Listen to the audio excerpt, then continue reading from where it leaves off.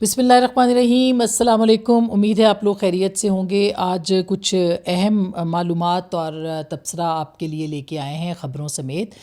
جس میں کہ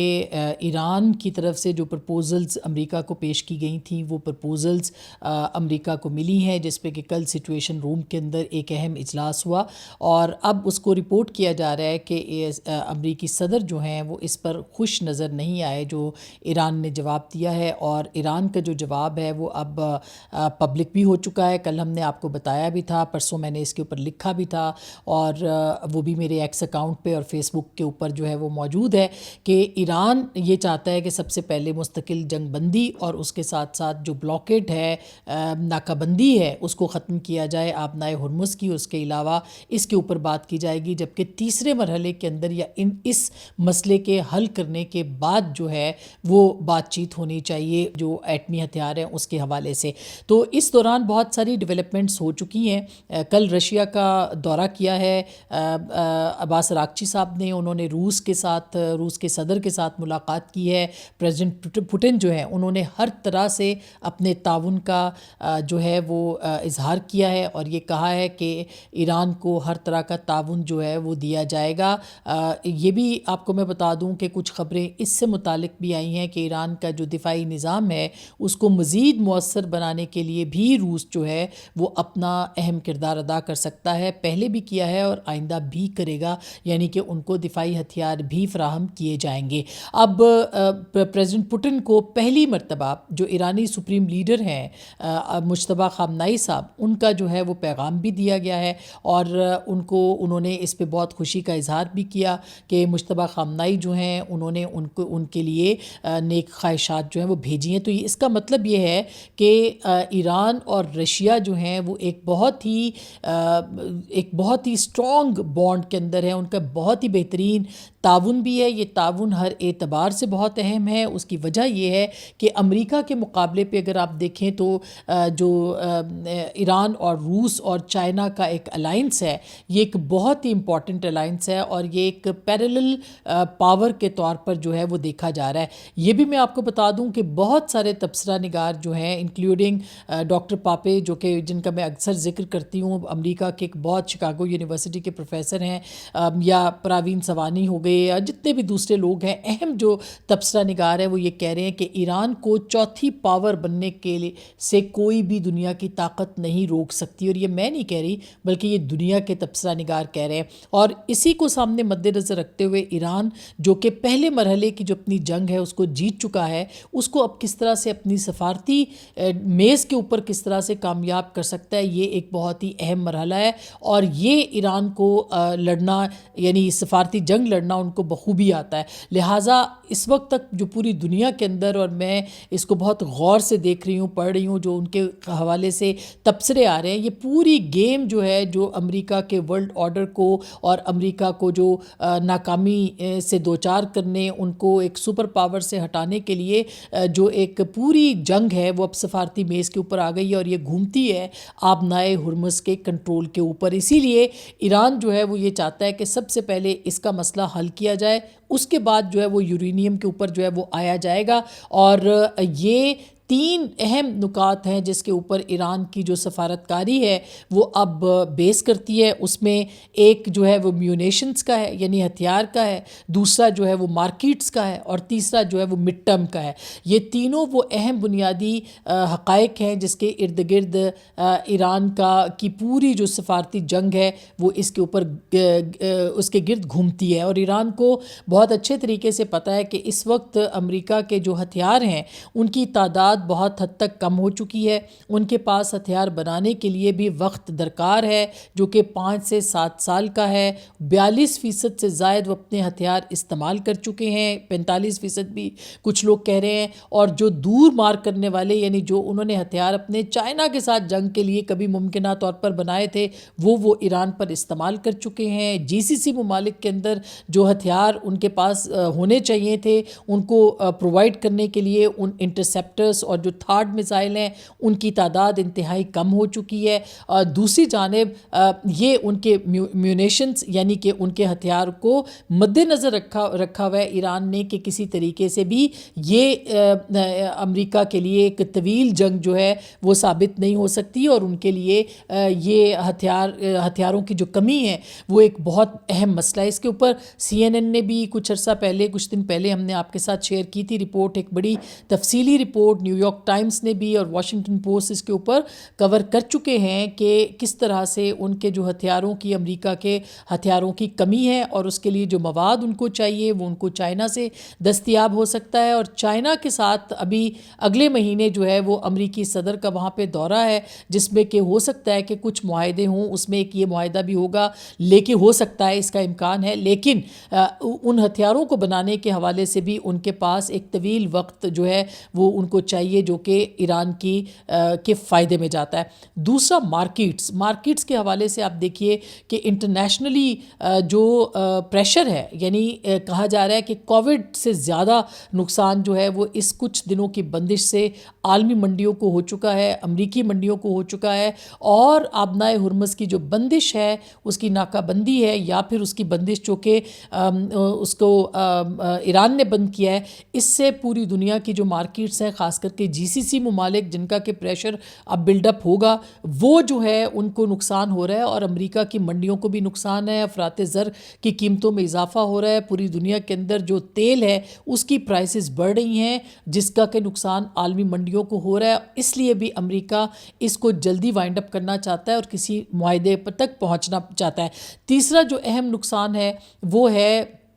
مڈ ٹرم انتخابات کے حوالے سے, یعنی یہ تیسرا پوائنٹ ہے جس کی بنیاد کے اوپر امریکہ جو ہے وہ ایران جو ہے وہ اس کو فوکس کیے ہوئے ہے اور اپنی اسٹریٹجی کو بنا رہا ہے کہ مڈ ٹرم الیکشنز بالکل سر پہ ہیں, جس میں کہ بڑی تھن میجورٹی ہے پریزیڈنٹ ٹرمپ کے پاس. اور پریزیڈنٹ ٹرمپ جو ہے وہ اگر اس الیکشنز کے اندر جو ہے وہ ان کو شکست ہوتی ہے تو ان کے لیے ان کا مواخذہ ہو سکتا ہے, ان کی امپیچمنٹ ہو سکتی ہے, ان کو ان کے عہدے سے ہٹایا جا سکتا ہے. اور آپ کو یاد ہوگا کہ حال ہی میں جو ان کے لیے قرارداد آئی تھی ان کے جنگی اختیارات کو استعمال کرنے کے حوالے سے, وہ کانگریس میں 46-51 کے نسبت سے, یعنی کہ بہت ہی کم فرق تھا ان ووٹوں سے, وہ کامیاب ہوئے تھے اتنی تھن میجورٹی کے ساتھ. اور یہی کہا جا رہا ہے کہ اگر مڈ ٹرم کے اندر ان کو شکست ہوئی یا ان کو نقصان ہوا, جو کہ ان کی اس وقت جو ریٹنگ ہے وہ بہت گر چکی ہے, -18 پہ چلی گئی ہے, -18 پہ. اور اس کے ساتھ ساتھ ان کے اوپر ڈومیسٹک جو پریشر ہے وہ بڑھ رہا ہے, ان کے اوپر تنقید کی جا رہی ہے. ایران کے جنگ کو اسرائیل کی منشا کے اوپر اسرائیل کی جنگ جو ہے وہ قرار دیا جا رہا ہے, اور ایک پریشر ہے جو کہ امریکی صدر کے اوپر اس وقت موجود ہے. اور یہ پریشر اگر 1-2 مہینے اور برقرار رہا تو ان کی جو ریٹنگ ہے وہ اور زیادہ کم ہو جائے گی, ان کی جو مقبولیت ہے اور زیادہ کم ہو جائے گی. اور اس کو پیش نظر رکھا ہوا ہے ایران نے, اس لیے ایران یہ سمجھتا ہے کہ وہ ان 3 بنیادوں کے اوپر جو ہے وہ اپنی جو لڑائی ہے وہ لڑ سکتا ہے, وہ اپنی جنگ کر سکتا ہے, اور امریکہ کو مجبور کر سکتا ہے کہ آبنائے ہرمز کو کھولا جا سکے, اس کے اوپر جو بندش ہے اس کو ختم کیا جا سکے, اور اس کی ناکہ بندی کو جو ہے وہ ختم کیا جائے. دوسری جانب سے جو امریکہ اس ناکہ بندی کو, یعنی اگر آبنائے ہرمز کو وہ کی ناکہ بندی ختم کرتا ہے تو یہ اس کی جیت نہیں ہوگی, یہ اس کی ہار ہوگی. اور وہ اس شکست سے بچنے کے لیے اور اس کو اپنی جیت میں کنورٹ کرنے کے لیے وہ یہ سمجھتا ہے کہ ایران کو مجبور کیا جائے, اور مجبور کرنے کے لیے ان کے پاس صرف ایک ہی حل ہے, اور وہ یہ ہے کہ وہ ایران کے اوپر حملہ کرے. مگر یہاں پر بھی امریکہ مجبور ہو رہا ہے, کیونکہ 60 دن کے اندر اندر کانگریس سے ایک اور منظوری لینی پڑتی ہے امریکی صدر کو یا جو حکومتی جماعت ہوتی ہے اس کو, تاکہ وہ کسی بھی جنگ میں اس کی منظوری لے اور وہ آگے بڑھے. یاد رہے کہ پہلے مرحلے میں بھی جو ایران کے اوپر حملہ کیا گیا اس کی بھی کانگریس سے منظوری نہیں لی گئی تھی, اور اب 60 دن کے بعد پھر ایک مرتبہ پھر ڈیموکریٹس جو ہیں وہ ایکٹیو ہیں تاکہ اس کے خلاف جو ہے وہ جو ان کی جو تمام یعنی ریپبلکنز ہیں ان کو ساتھ ملایا جائے, اور اس کے اوپر جو ہے وہ مجبور کیا جائے کہ ان کو اس کے اوپر منظوری نہ ملے. تو یہ ایک بہت بڑی ہرڈل ہے جو کہ لوکل پالیٹکس, اور ایونچولی کہا یہی جاتا ہے کہ ہر چیز جو ہوتی ہے وہ آپ کی مقامی سیاست کے ارد گرد گھومتی ہے. تو یہ وہ نقطہ ہے جس کے اوپر پریزیڈنٹ ٹرمپ ایک مرتبہ پھر ان کو ایک بہت مشکل کا سامنا ہو سکتا ہے. تو دوسری جانب امریکہ کے ہتھیار جو ہیں وہ تو موجود ہی ہیں، اور انہوں نے ایک جو ناکہ بندی کی ہے اس کا حل بھی ایران نے نکال رکھا ہے، اور میں ان کو پڑھ رہی تھی، ان کی جو مختلف انہوں نے اپنی اسٹریٹجیز بنائی ہیں، خاص کر کے جو ایران کی جو ناکہ بندی اور ان کے تیل کو، کل بھی ان کا ایک جو تیل کا جو شپ تھا اس کو کہا گیا ہے کہ وہ 2 دن پہلے وہ نکلنے میں کامیاب ہوا وہاں سے اس ناکہ بندی کو توڑتے ہوئے، لیکن بہرحال یہ مشکل ہے، لیکن اس کا حل ایران نے نکالا ہے۔ اور آپ کو یاد رہے کہ اس کے اندر پاکستان نے ایک بہت ہی ایک اہم فیصلہ کیا ہے، اور یہ فیصلہ اس وقت جو ہے وہ اس بات کو ثابت کرتا ہے کہ پاکستان جو ہے وہ کس طرح سے ایران کی مدد کر رہا ہے، اور پاکستان نے تقریباً مختلف جو ایران کے 900 کلومیٹر کی راہداری کے اوپر جو پاکستان کے پوائنٹس تھے تجارتی راہداری کے، وہ کھولنے کا فیصلہ کیا ہے، جس کے تحت ایران اپنی مصنوعات کو گوادر اور کراچی کی بندرگاہیں اس کو مطلب ایکسپورٹ کرنے کے لیے استعمال کر سکتا ہے۔ اور یاد رہے کہ ایران کی ایک بڑی جو مارکیٹ ہے، خاص کر کے مصنوعات میں تو تیل سب سے بڑی مارکیٹ ہے، وہ زمینی رستے سے اس بات کا امکان ہے کہ وہ چائنا تک جا سکے گی، جو کہ سمندری ناکہ بندی کے تحت ناممکن ہے۔ تو یہ ایک بہت بڑی ڈیولپمنٹ ہے، بہت بڑی پیش رفت ہے جو کہ پاکستان نے، جس کے اوپر الزام لگایا جاتا ہے کہ وہ امریکہ نواز اس وقت ہے، بالکل نہیں ہے۔ پاکستان اپنے کارڈز بہت اچھے طریقے سے انڈیپینڈنٹلی کھیل رہا ہے، خاص کر کے اس ریجن کی جتنی پالیٹکس جو کہ اب تبدیل ہونے جا رہی ہے اس میں پاکستان کا ایک مرکزی کردار ہے۔ اور یہ آپ یاد رکھیے گا، اس سے پہلے بھی جو ہم نے خبریں تبصرے آپ کو پیش کیے ہیں آپ کے سامنے، وہ سب کے سب درست ثابت ہوئے ہیں، اور مجھے یہ کہنے میں کوئی قباحت نہیں ہے الحمدللہ کہ جو باتیں ہم نے اس سے پہلے سب سے پہلے ہم نے کہی ہیں وہ اب تک ہوئی ہیں، اور خبریں بھی جو آپ کو دی ہیں وہ درست ثابت ہوئی ہیں۔ یہ بھی آپ نوٹ کر لیں کہ پاکستان کا جو کردار ہے وہ بہت ہی اہم ہونے جا رہا ہے، کیونکہ پاکستان اس پورے علاقائی تعاون جو کہ ایران نے ابھی شروع کیا اس میں ایک مرکزی کردار ہے۔ یہ عرب ملکوں کے ساتھ رابطے ہوں، ترکی مصر کے ساتھ رابطہ ہو، چین کے ساتھ رابطہ ہو، یہ پاکستان کے بغیر ناممکن ہے، اور یقینی طور پر پاکستان اس میں بہت اہم کردار ادا کر رہا ہے اور آئندہ بھی کرے گا۔ اور اسی کی ایک بڑی انڈیپینڈنٹ جو ہماری آزاد خارجہ پالیسی ہے اس کو مد نظر رکھتے ہوئے آپ دیکھیے کہ جو ایران ہے اس کی راہداریاں کھولی گئی ہیں، اور اس میں پاکستان کی جو وزارت تجارت ہے، پاکستان کے ذریعے سامان کی جو ٹرانزٹ آرڈر ہے وہ ایران کے مصنوعات کے 6 روٹس کی جو راہداریاں ہیں وہ کھولی گئی ہیں، اور ان کے ذریعے ایران اپنی مصنوعات پاکستانی بندرگاہوں کے راستے کسی تیسرے ملک کو فروخت کر سکتا ہے، یا کسی دوسرے ملک سے خریدی گئی مصنوعات پاکستان کے راستے منگوا سکتا ہے۔ یہ اعلان ایک ایس آر او کے ذریعے سے جاری کیا گیا، اور 28 فروری سے جاری جنگ آبنائے ہرمز میں ایرانی بندرگاہوں پر امریکی ناکہ بندی کے باعث ایران کے لیے کسی تیسرے ملک کی اشیاء منگوانا یا اپنی مصنوعات کو فروخت کرنا مشکل ہو گیا تھا۔ یہ آپ کو میں بتا دوں کہ جو کرغزستان کا راستہ پاکستان نے دریافت کیا ہے یا بنایا ہے، نیا روٹ یہ پاکستان نے کھولا ہے، جو کہ اس میں چین کا تھوڑا سا روٹ بھی ہے، اور کرغزستان کی منڈی، اور اس کے بعد سینٹرل ایشیا، یہ بھی ایک بہت ہی کارآمد ہوگا۔ اس سے پاکستان کو بھی فائدہ ہوگا، کیونکہ یہ روٹ پاکستان جو ہے اس کے اوپر جو ایران سے مصنوعات آئیں گی یا یورپ سے مصنوعات چائنا کی طرف جائیں گی یا پھر آگے جائیں گی یا وہاں سے یورپ کی طرف جائیں گی، یہ روٹ پاکستان کے نے کھولا ہے، اور افغانستان کے روٹ بند ہونے کے کا جو متبادل ہے وہ اس کو قرار دیا جا رہا ہے۔ تو یہ ایک بہت ہی اہم پیش رفت ہے جس کو کہ جتنا سراہا جائے اتنا کم ہے۔ گوادر گبد جو بھی ہے یہ راہداری کھولی گئی ہے۔ اسی طرح سے جو بلوچستان کے مختلف پوائنٹس ہے، پنجگور ہے، پسنی ہے، دالبندین ہے، نوکنڈی ہے، تافتان ہے، خزدار ہے، گوادر جو میں نے آپ کو بتایا، یہ وہ چیک پوسٹ ہیں جو کہ یا راہداریاں ہیں جو کہ ایران کے اس بارڈر کے اوپر کھول دی گئی ہیں، اور اس سے پاکستان کو بھی اور ایران کی جو تجارت ہے اس کو بھی بے پناہ اضافہ ان کو فائدہ ہوگا۔ پاکستان اپنا جو رول ہے وہ ادا کر رہا ہے، اور ابھی آپ نے دیکھا ہوگا کہ امریکہ نے کہا کہ ایران ہم سے ڈائریکٹ جو ہے وہ بات کرے، یعنی وہ بھی اب پاکستان کو دیکھا جائے تو اعتماد تو اس کا موجود ہے، لیکن وہ چاہتا ہے کہ کسی طریقے سے ایران کے ساتھ براہ راست ان کی بات چیت ہو، اور ایران کے ساتھ جو بیک چینل رابطے ہیں وہ جاری ہیں۔ یہ بھی ایک بہت امپورٹنٹ خبر ہے جو کہ CNN نے بھی دی ہے اور ہمارے اپنے ذرائع بھی اس بات کی تصدیق کر رہے ہیں. کل بھی ہم نے آپ کو اس کے اوپر بتایا تھا کہ بیک ڈور چینلز جو ہیں وہ اوپن ہیں, وہ کام کر رہے ہیں, اور ایران اور پاکستان جو ہے وہ ڈائریکٹلی امریکہ کے ساتھ اس معاملے کے اوپر انوالو بھی ہیں. تو یہ اب تک کی معلومات تھیں کہ ایران کی جو سفارتی کامیابیاں ہیں اس میں 3M کس طرح سے امپورٹنٹ ہے, اور وہ 3M کو استعمال کرتے ہوئے جس میں میونیشنز, مارکیٹس اور مڈ ٹرم, اس کو استعمال کرتے ہوئے امریکہ کو مجبور کر رہا ہے کہ وہ جلد سے جلد ٹیبل پر آئے اور ان کی ٹرمز کے اوپر جو ہے وہ مذاکرات کو کامیاب بنائے. جاتے جاتے یہ بھی آپ کو بتا دوں کہ امریکی جو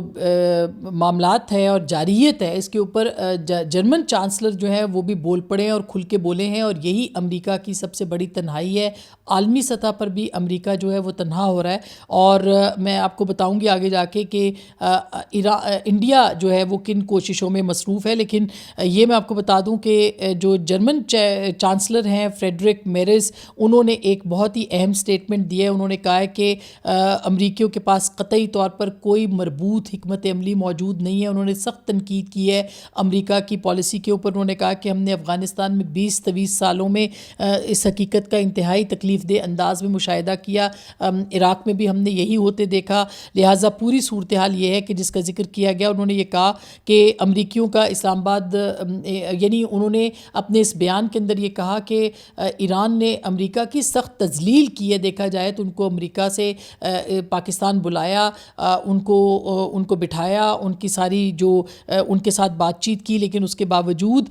جو ہے وہ کوئی خالی ہاتھ جو ہے ان کو لٹایا گیا. اور یہ امریکہ کی بطور سپر پاور ایک بہت بڑی, اس میں کوئی شک نہیں, انہوں نے کہا یہ پوری قوم کی, امریکی قوم کی جو ہے وہ تذلیل ہے. اور پھر انہوں نے یہ کہا کہ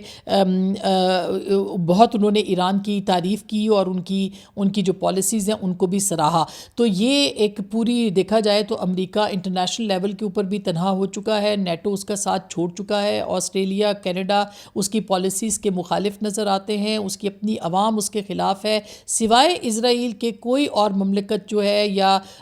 وہ امریکہ کے ساتھ کھڑی نظر نہیں آتی. اور انڈیا کو بھی آپ اس میں شامل کر لیں, UAE, بحرین اور کویت کو بھی آپ اس کے اندر شامل کر لیں. یہ گنے چنے انگلیوں کے اوپر ممالک ہیں جو کہ امریکہ کے ساتھ کھڑے ہیں. دوسری جانب آپ نے دیکھا کہ اجیت دوول نے ایک جو ہے وہ دورہ کیا ہے ابوظہبی کا, UAE کا, اور وہاں پہ انہوں نے ملاقاتیں کی ہیں. ایک تو یہ ریلیونٹ ہونے کے لیے